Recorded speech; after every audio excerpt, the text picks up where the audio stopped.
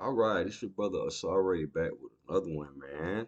Um, Appreciate everybody who's been tuning in, man. But let's get right to the festivities this evening. All right, this one, I know y'all see the title of the video, man. Symbols, patterns, and principles, fact or fiction. All right. Okay. So before I even begin, you know, uh, they often say if they often say if you ain't got no haters, then you know what I'm saying, you ain't doing nothing. But um, to he whose name I should not mention, we ain't gonna go there. But um, you know, I'm gonna impart a teaching on you. Um, I was always taught, man, a God is beyond compliment or complaint. So a God, like an individual who has reached a particular mindset, is like a force of nature. So I outgrew the need or desire or concern or care or anything for any type of validation from human beings a long time ago, bro. You see what I'm saying? So this that don't even, but um what this is, and I appreciate that energy that you fed me because realistically this is a coachable moment for you and for anybody who's interested in this material. So I really appreciate that. You know what I'm saying? So so remember how I was saying a while back about how you can if I thought that the moon was made of cheese, man, it should be something in space, like some sort of cheese forming nebula or something like that, where we should be able to see cheese formed in the vacuum of space and everything like that, man. So, man, we're gonna go into this symbols, patterns, and principles thing. We're gonna see we're gonna do ecology check on symbols, patterns, and principles. We're gonna see does that exist anywhere else in nature, or where does that even come from? Did Asar or excuse me, did Naju just make this up? Shout out to Naju, the creator of Xperiential, man. Shout out to that brother. Um, um, Ahead of his time with groundbreaking material. I tell you, he created this back in the 90s. You see what I'm saying? And he used it for over 10 years in his life coaching. You see what I'm saying? So, yeah. So, let's see here. Where can this similar sequence of symbols, patterns, and principles be found in nature? Okay. And I know I haven't really talked much about Others to Self. That's the third book in True Master. It's a little bit more science heavy. It goes a little bit more into stuff like this. But let's get into it, man. I don't even want to burn up nobody's attention span with no long video. I'm gonna get in. Let's go ahead and get into it. Okay, where can this similar sequence be found in nature? Okay, it can be found in a process called pressure mediation. Pressure mediation, what is that? Pressure mediation is in thermodynamics as well as in hydrodynamics. Now another thing, interesting thing. A lot of people say stuff like, "Man, hey man, I don't believe in experiential. I don't believe in symbols, patterns, and principles, bro." Okay, that's why we had the four phases of awareness. So when you say a layman, a philosopher, a scientist, and an artist, we are scientists on this side of the game. There's nothing in the realm of belief that we talking about. You see what I'm saying? We dealing with methods. You believe things. And when people typically say that they don't believe something, that just means they never looked into it. They never did a research on it. They never read anything about it. So they just wrote it off. That's what it means when, man, I don't believe in that because you ain't never researched it. So that's what I'm saying. So with stuff like that, um, if you research, if you followed um recent science in the last freaking 50 years, the holographic universe, we talk a lot about fractals in the experiential and everything like that, your electrical universe. um um Let me see. It's various people. Rupert Sheldrake has a book. He talks about the morphogenetic field. I'm talking about relationships between people and stuff like. I mean, it's numerous stuff, numerous things. But I'm not even gonna take you to none of the more fringe stuff because I don't want nobody to say I kind of took you at the deep end of the pond. So we're gonna come back down to the laws of physics and thermodynamics and stuff like that, man. You see what I'm saying? We're gonna come back down to regular old physics, and we're gonna update you on the last 50 years of science. So you understand that I didn't just pull symbols, patterns, and principles out of my rear end. You see, also pressure mediation. In fluid mechanics, pressure mediation refers to the process by which pressure differences. Remember how we talked about balanced relationships? We always talking about balanced and imbalanced relationships. Okay, so keeping in mind of pressure, when we're talking about principles, you see what I'm saying?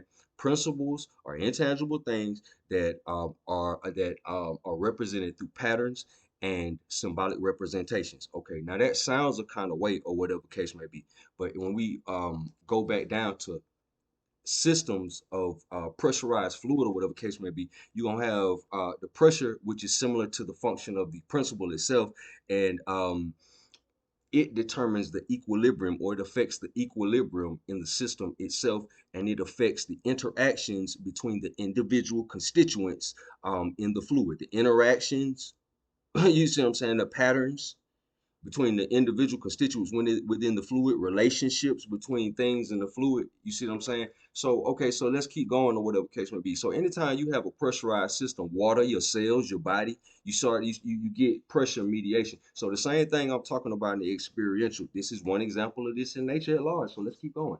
Okay, in fluid dynamics, pressure mediation refers to the process by which pressure differences within a fluid system cause forces to be transmitted and distributed throughout the fluid effectively, mediating the interaction between different parts, and I did not just say that, of the system, often leading to flow or changes in fluid behavior due to pressure gradient. Examples of pressure mediation, right? Buoyancy, when the pressure changes, or whatever case may be, things floating and everything like that. Fluid flow in pipes, fluid flowing through pipes. Lift in aerodynamics, so planes coming off the ground is a differential in the pressure. The same way I'm talking about balanced and imbalanced relationships or whatever the case may be. I'm just talking about your relationships with people and stuff like that. But we're gonna keep going, man, because I don't want y'all to think I'm just getting y'all some old friends stuff, man, because you shouldn't listen to crazy people, right? Okay, so pressure gradient. What is a pressure gradient? A pressure gradient is a change in pressure over a distance, which drives fluid flow from areas of high pressure to low pressure. So it's a change in the pressure. We talking about principles and everything like that, begat patterns and everything like that. When your relationship with the principle changes, you begat different patterns or unfavorable patterns or what have you. You see, the same thing that they talking about with fluid dynamics and everything, and this also exists in thermodynamics or whatever. We just talking about relationships with people. So man, dang, sorry, isn't that a bit of a stretch to be talking about, to be kind of like overlaying that? I mean, they talking about fluid. That's a little bit of a stretch, ain't it? Okay, so let's go into, before we get into that, let's go into Pascal's law. All right, that states that a pressure change at any point in a confined incompressible fluid is transmitted throughout the fluid such that the same change occurs everywhere. So if one change occurs, it occurs all over. So we talking about, then we say nature is divided into fractals. Then we talk about the holographic universe. If anybody ain't familiar with the holographic universe, look that up. It's talking about the nature of a hologram. Every piece is equivalent to the whole, or whatever case may be. So thus in the experiential, we say things like nature is self-similar across scale because we familiar with the last 50 years of science, so we know that this is a hologram, or it has a nature of a hologram that we live in. You see what I'm saying? So moving right along. So pressure mediation in nature. Okay, so let's read this. This is interesting. Pressure mediation in nature. I think this is what we were really trying to get to. Pressure mediation in nature refers to the natural processes and mechanisms by which environmental pressures, like changes in climate. Oh man, this same thing that you're talking about, that's how the temperature changes on the planet. You see what I'm saying? Wow. Hold on one second. Um, uh, Resource availability.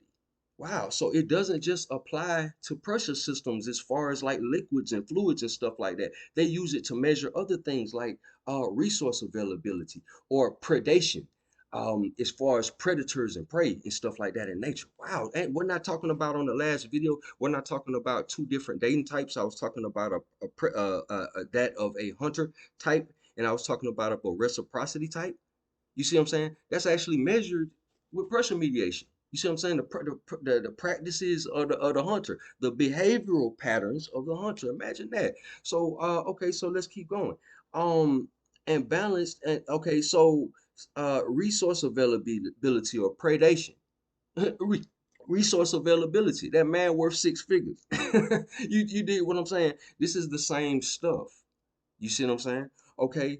Um uh, let's see here, are balanced and adjusted within the ecosystem. I'm always talking about balances, often leading to adaptation and shifts in species population. So even people giving birth and dying in the scope of a society. All that is attributed to pressure, and all that can be overlaid with the same thing I'm talking about: symbols, patterns, and principles. It's the same thing. It's just pressure mediation. And as you can see, this happens everywhere in nature.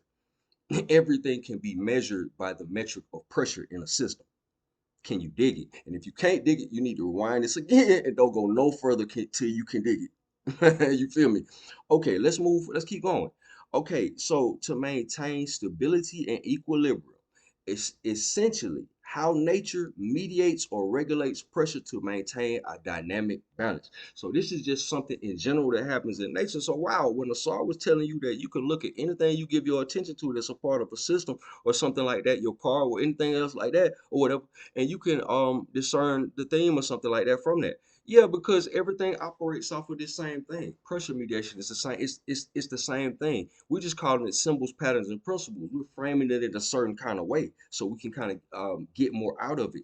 But it models after the same idea of pressure mediation because that's where you get your patterns from. You see what I'm saying? Okay, so let's see here. No punch, that means we working hard. And what Nipsey used to say, all right, environmental factors. Okay, these pressures can include things like temperature fluctuation, water availability, nutrient levels. You see what I'm saying? So this goes on in sales too. Competition for food. Oh man, competition for food. So you mean this does apply to the scenario when I related it to dating? When I applied symbols, patterns, and principles to dating or whatever the case may be, I'm telling you symbols, patterns, and principles is the same thing as pressure mediation or very, very similar to it. It's modeled after the same thing. Wow, I can apply pressure mediation to competition for food, predator-prey dynamics, and even human activities like pollution and habitat destruction. So all of these things apply to pressure mediation.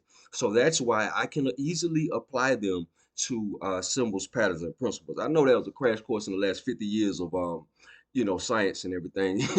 I'm trying to make it brief. But anyway, so let's go back. Let's go back to let's get to 2025, man. Let's go a little bit closer to 2025, man, because I don't want to take up too much of y'all time. So let's say, what is an algorithm?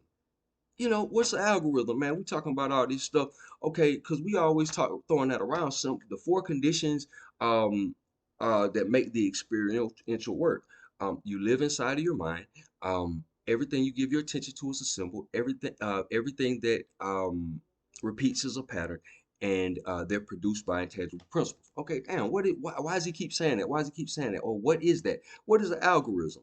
Algorithm, a finite sequence of mathematically rigorous instructions typically used to solve a class of specific problems or perform a computation. Now, didn't I say, haven't I been saying this whole time that the experiential and true master are used to solve problems?